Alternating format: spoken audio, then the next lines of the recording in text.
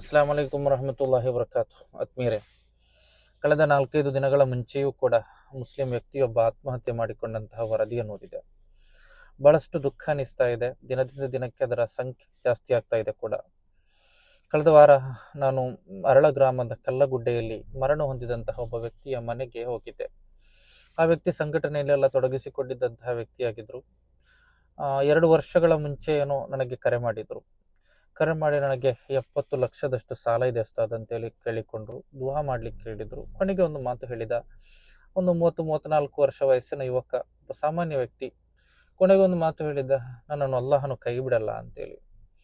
ಆಗ್ಲಿ ಅಂತೇಳಿ ನಾನು ಕೂಡ ಅವನಿಗೆ ಸಮಾಧಾನ ಹೇಳಿದೆ. ಹಾಗೆ ಅವನು ತನ್ನ ಸಾಲವನ್ನು ತೀರಿಸಲಿಕ್ಕೆ ಒಂದು ದೃಢ ನಿಶ್ಚಯವನ್ನು ತೆಗೆದುಕೊಂಡ. ಬೆಂಗಳೂರಿಗೆ ಹೋದ. ಒಂದು ಯೂಬರ್ ಗಾಡಿಯಲ್ಲಿ ದುಡಿಯಲಿಕ್ಕೆ ಆರಂಭಿಸಿದ. ಎಷ್ಟು ಕಠಿಣ ಪರಿಶ್ರಮ ಪಟ್ಟ ಅಂತ ಹೇಳಿದ್ರೆ, ಅವನಿಗೆ ವಾರದಲ್ಲಿ 14-15 ಸಾವಿರ ಹೊಂದಿಸಲೇಬೇಕು ಅವನಿಗೆ ಕಟ್ಟಲಿಕ್ಕಿದೆ.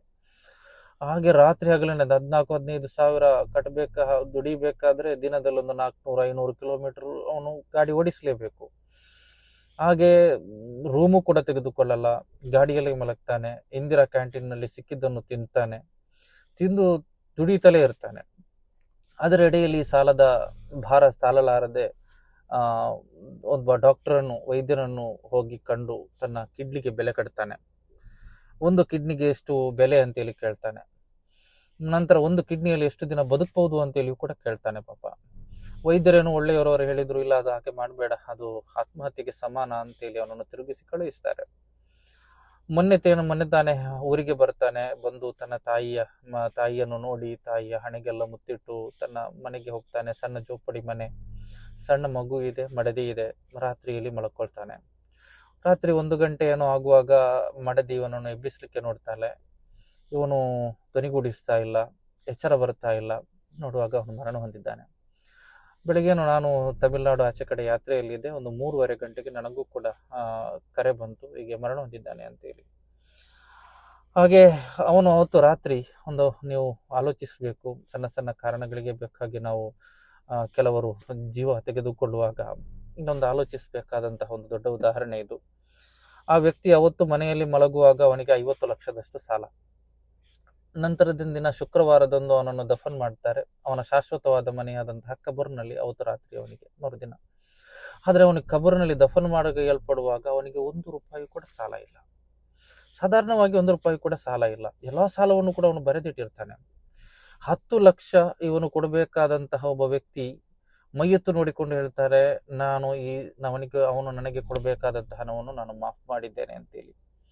ಮಾತ್ರ ಅಲ್ಲ, ಮರಣಾನಂತರದ 3ನೇ ದಿನದ ದುವಾದ ಖರ್ಚನ್ನು ನಾನು ನೋಡ್ತೇನೆ ಅಂತ ಹೇಳಿತ್ತು.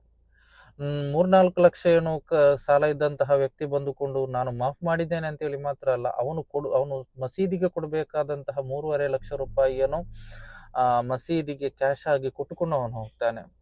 ಹೀಗೆ ಒಬ್ಬೊಬ್ರು, ದೊಡ್ಡ ಇರುವವರೇನಲ್ಲ, ಕಷ್ಟದಲ್ಲಿ ಇರುವವರೇ ಬರ್ತಾರೆ. ಬಂದು ಒಬ್ಬೊಬ್ರು ಕೂಡ ಅಲ್ಲಿ ಅವನಿಗೆ ಮಾಫ್ ಮಾಡಿ ಆ ಮನೆಯಿಂದ ಮರಳ್ತಾರೆ.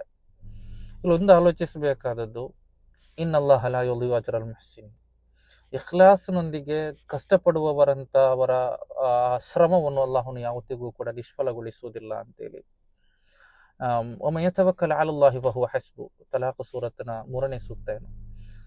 ಅಲ್ಲಾಹನ ಮೇಲೆ ನೀವು ಭರವಸೆ ಇಟ್ಟರೆ ಅವನು ನಿಮಗೆ ಸಾಕು ಅಂತೇಳಿ. ಬಾಲಿಗು ಅಮ್ರಿ, ಅವನ ಕೆಲಸವನ್ನು ಅವನು ಪೂರ್ತೀಕರಿಸ್ತಾನೆ ಅಂತೇಳಿ. ಅದರಿಂದ ಅಲ್ಲಾಹನ ಮೇಲೆ ಭರವಸೆ ಇಟ್ಟುಕೊಂಡು ಬದುಕಬೇಕಾದವರು ನಾವು. ಅಲ್ಲಾಹನು ಇವತ್ತಲ್ಲ ನಾಳೆ ನಮ್ಮ ಬದುಕಿನಲ್ಲಿ ಬೆಳಕು ಬಂದೇ ಬರ್ತದೆ. ತಕ್ಷಣ ಉಂಟಾಗುವಂತಹ ಭಾವೋದ್ವೇಗಕ್ಕೋ ಅಥವಾ ಸಮಸ್ಯೆ ಒತ್ತಡಕ್ಕೋ ಸಿಲುಕಿಕೊಂಡು ತಮ್ಮ ಜೀವವನ್ನು ಆತ್ಮಹತ್ಯೆ ಮಾಡಿಕೊಳ್ಳುವುದು ಇಸ್ಲಾಮಿನಲ್ಲಿ ದೊಡ್ಡ ಪಾಪವಾಗಿದೆ. ದುನಿಯಾ ಹೇಗೂ ಇಲ್ಲ, ಆಖಿರವೂ ಇಲ್ಲ ಎನ್ನುವಂತಹ ಪರಿಸ್ಥಿತಿಗೆ ನಮ್ದೇನೋ ಸಣ್ಣ ಬದುಕು, ಇವತ್ತೋ ನಾಳೆಯೋ ನಮ್ದು ಯಾರಿಗೂ ಕೂಡ ನಿಶ್ಚಯ ಇಲ್ಲ. ಇಂತಹ ಬದುಕನ್ನು ಕೊನೆಗೊಳಿಸಿಕೊಂಡು ಶಾಶ್ವತವಾದಂತಹ ಪಾರತ್ರಿಕ ಬದುಕು ಕೂಡ ಇಲ್ಲದ ರೀತಿಯಲ್ಲಿ, ಅಲ್ಲಾಹನಲ್ಲಿ ಭರವಸೆ ಇಲ್ಲದ ರೀತಿಯಲ್ಲಿ ನಾವು ನಮ್ಮ ಜೀವನವನ್ನು ಯಾವತ್ತಿಗೂ ಕೂಡ ಆ ರೀತಿಯಲ್ಲಿ ಮಾಡಬಾರದು. ಆ ರೀತಿ ಅಲ್ಲಾಹನೊಂದಿಗೆ ಕ್ಷಮಾಶೀಲರಾಗಿ ಸಹನೆ ವಹಿಸಿಕೊಂಡು ಅಲ್ಲಾಹನೊಂದಿಗೆ ಭರವಸೆ ಇಟ್ಟುಕೊಂಡು ಬದುಕಬೇಕಾದವರು. ಅಲ್ಲಾಹ ನಮ್ಮ ಆಕಿಬತ್ತು ಒಳ್ಳೆಯದಾಗಿಸಿಕೊಡ್ಲಿ, ನಮ್ಮ ಕಷ್ಟಗಳನ್ನೆಲ್ಲವನ್ನು ಕೂಡ ಅಲ್ಲಾಹನು ನೀಗಿಸಿಕೊಡ್ಲಿ ಅಂತೇಳಿ ಪ್ರಾರ್ಥಿಸ್ತಾ, ಇದೇನೋ ಈ ಸಂದರ್ಭದಲ್ಲಿ ಒಂದಿಷ್ಟು ಮಂದಿಯೊಂದಿಗೆ ಹಂಚಿಕೊಳ್ಬೇಕು ಅಂತೇಳಿ ನನಗೆ ಅನಿಸ್ತು. ಏನು ಅಲ್ಲಾಹನ ಮೇಲೆ ಇಟ್ಟಂತಹ ಆ ವ್ಯಕ್ತಿ ಇಟ್ಟಂತಹ ಭರವಸೆಗೆ ಅಲ್ಲಾಹನು ಕೊಟ್ಟಂತಹ ಪ್ರತಿಫಲವನ್ನು ಒಂದಿಷ್ಟು ಮಂದಿಯೊಂದಿಗೆ ಹಂಚಬೇಕು ಅಂತೇಳಿ ಅಡಿಸ್ತು, ಅದನ್ನು ಹಂಚಿಕೊಂಡೆ ಅಷ್ಟೇ. ಅಸ್ಸಲಾಮು ಅಲೈಕುಂ.